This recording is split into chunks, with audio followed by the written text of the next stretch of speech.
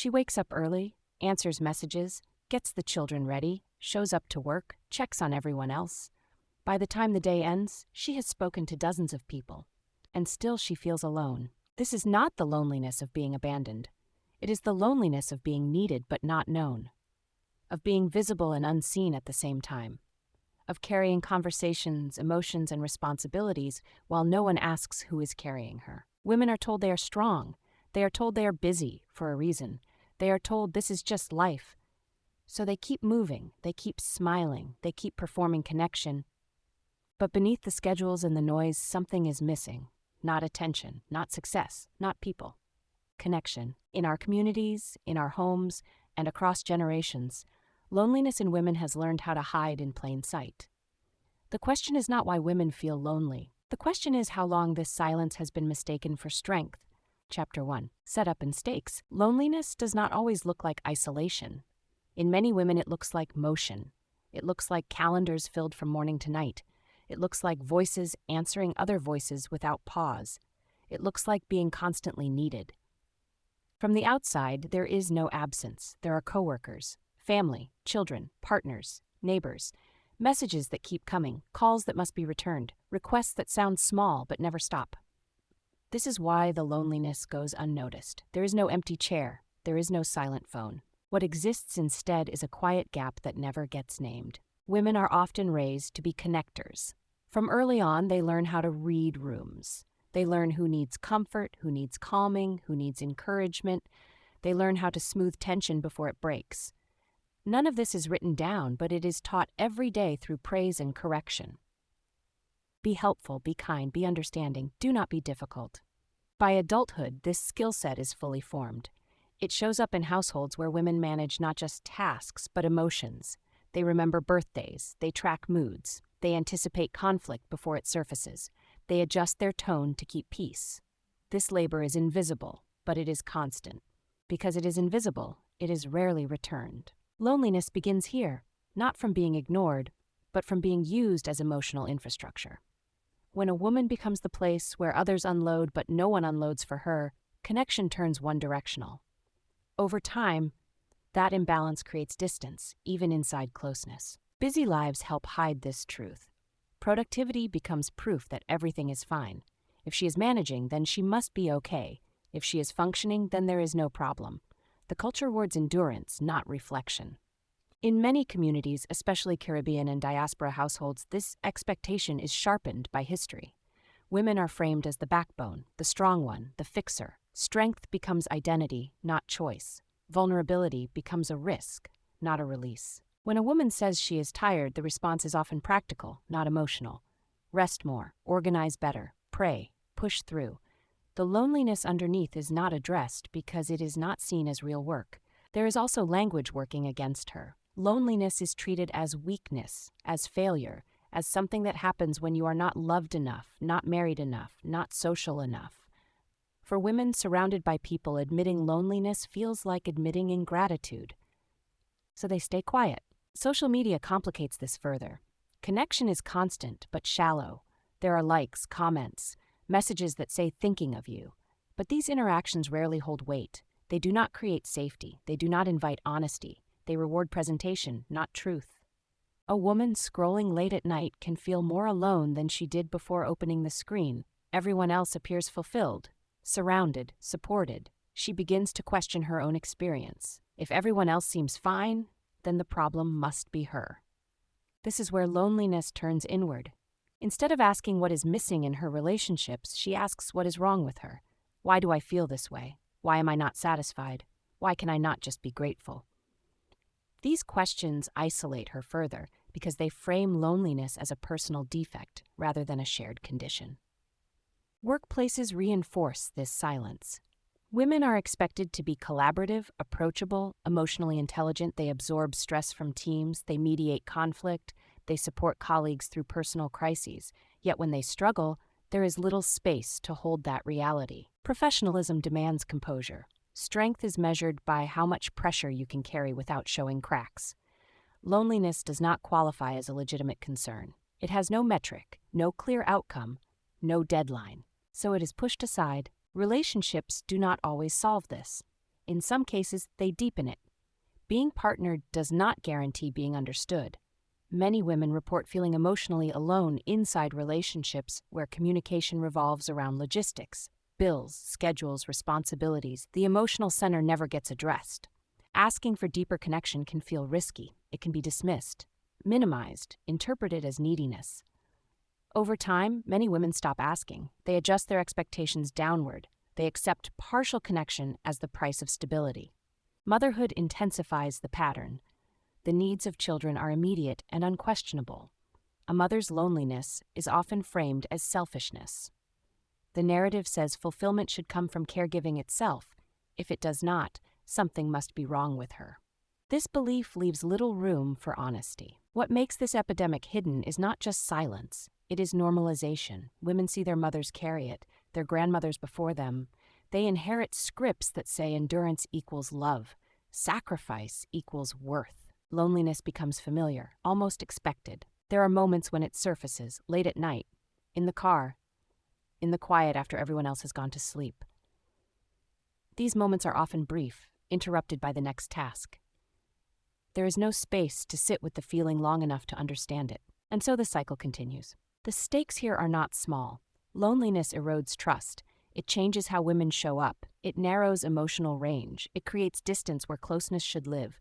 Over time, it reshapes identity. A woman who feels unseen begins to disappear in small ways. She shares less, asks for less, expects less. The world does not notice this retreat because it happens quietly.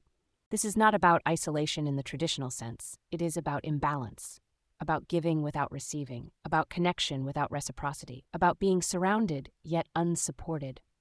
And if this loneliness is not accidental, if it is produced by expectations, systems, and inherited roles, then the question becomes sharper.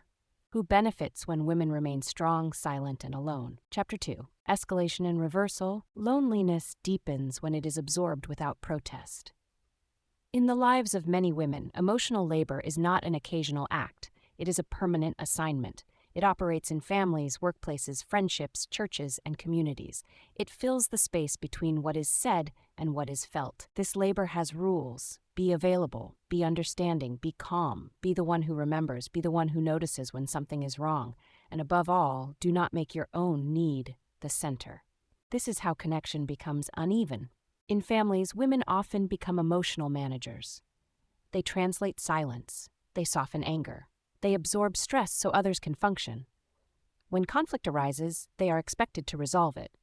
When something breaks emotionally, they are expected to fix it. This work is constant but rarely acknowledged. Because it is expected, it is invisible. Because it is invisible, it is unpaid. And because it is unpaid, it is treated as limitless. Loneliness grows when care is assumed rather than chosen. Friendships are not immune. Many women find themselves in relationships where they are the listener, the counselor, the responder. They are called during crises. They show up during breakdowns. They hold space for grief, fear, and confusion. But when their own silence stretches too long, it goes unnoticed. These relationships are not always abusive. Often they are simply unbalanced. Over time, imbalance drains connection of its meaning. A woman begins to feel less like a person and more like a service. Digital life intensifies this dynamic. Messaging makes access immediate. Boundaries dissolve. A woman can be reached at any hour. Support becomes constant, but shallow. Responses replace presence. Check-ins replace care. The phone never stops buzzing, yet no one sits beside her. Online spaces reward availability. They reward affirmation. They reward emotional output. Women are praised for being supportive, empathetic, and strong. These traits gain approval, but not protection. Behind the screen, loneliness grows sharper. The performance of connection replaces the experience of it. Language helps keep this system in place. Certain phrases shut down honesty before it can fully form. Be grateful. Stay strong. You are doing great. Others have it worse. These statements sound supportive, but they carry an instruction. Do not complain. Do not disrupt. Do not ask for more. When women internalize this language, loneliness becomes a personal failure. If she feels empty, she assumes she is ungrateful. If she feels disconnected, she assumes she is demanding too much. Shame enters quietly. Instead of asking for support, she questions her right to it. Instead of naming loneliness, she minimizes it. She tells herself it is temporary, that she is tired, that she should push through. This is how loneliness is maintained without force. Institutions benefit from this arrangement. Families run smoothly when women absorb emotional friction. Workplaces function efficiently when women manage morale. Communities stay stable when women hold relationships together. The cost is rarely counted. In professional settings, emotional labor is expected but not recognized. Women are asked to mentor, mediate, and support. They are praised for being team players. Yet these contributions are rarely tied to advancement or protection. When burnout appears, it is framed as personal weakness rather than systemic extraction. Loneliness becomes part of the job. In romantic relationships, this pattern often intensifies. Emotional needs are filtered through practicality. If she is fed, housed, not alone, then she should be fine. Emotional disconnection is dismissed as abstract or excessive. Many women learn to lower their expectations to preserve peace. They stop asking for depth. They stop naming absence. They accept partial intimacy as the cost of stability. The relationship continues. The loneliness deepens. This silence is not accidental. It is reinforced by generations. Mothers pass it to daughters not through instruction, but through example. They model endurance. They normalize emotional scarcity. They teach that love is proven by sacrifice. Daughters learn to equate worth with usefulness. Community structures often reinforce this. Women's spaces become places of service rather than refuge. Support is organized around giving, not receiving. Vulnerability is allowed only if it does not disrupt the role. The moment a woman asks for sustained care, she risks being labeled difficult, demanding, weak. So most do not ask. Loneliness is not just a feeling here. It is a function. It keeps women productive. It keeps them compliant. It keeps them available. A woman who is too connected to herself is harder to manage. A woman who expects reciprocity disrupts balance. The reversal comes when this loneliness begins to show consequences. Withdrawal, numbness, exhaustion, loss of trust. These changes are often misread as attitude problems or personal decline. The system responds by demanding more adjustment from the woman. Communicate better, be patient, try harder, manage yourself. The question is never asked of the structure. This is where the epidemic reveals itself, not in dramatic collapse, but in slow erosion. Women remain present but less alive. They participate, but from a distance. They fulfill roles but lose intimacy with themselves. Loneliness becomes normalized because it serves function. And if that is true, then this is no longer about individual feelings. It is about power, about who carries emotional weight, about who is allowed to need. The silence around women's loneliness is not neutral, it is useful. And once that is understood, the pressure shifts. Loneliness is not accidental. Someone profits from women carrying it quietly. Chapter 3. Consequences and Legacy. Loneliness does not remain contained. It leaks. It reshapes behavior, identity, and trust. When women carry emotional isolation for years, it does not stay abstract. It becomes structural inside their lives. One of the first changes is withdrawal. Not dramatic disappearance, but subtle retreat. A woman speaks less about herself. She shares fewer thoughts. She stops explaining how she feels because experience has taught her it will not land. This is not apathy. It is self-protection. Over time, she becomes efficient instead of expressive. This withdrawal is often misread. Others assume she is fine because she is quiet. They assume she is strong because she keeps going. They assume distance means independence. The loneliness deepens because even its signals are misunderstood. Trust erodes next. When a woman learns that her emotional needs are secondary, she stops believing they will be met. She may still love, still show care, but she no longer expects safety in return. Intimacy becomes risky. Vulnerability becomes exposure. This affects how she relates to partners, friends, and even children as they grow. She may encourage independence early, not because she does not care, but because reliance feels unsafe. She has learned that needing too much leads to disappointment. Loneliness teaches restraint. Identity shifts quietly.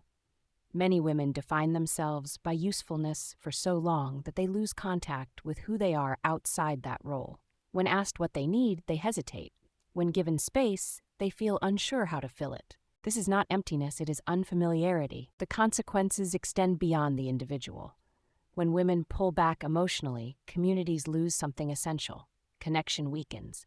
Informal support networks thin out. Emotional knowledge disappears. What once held people together begins to fray. This is how loneliness becomes collective. Intergenerational transfer plays a role. Daughters watch their mothers carry everything. They see strength without softness. They absorb the lesson that love requires endurance, not expression. Even when mothers try to protect their children from this pattern, the modeling is powerful.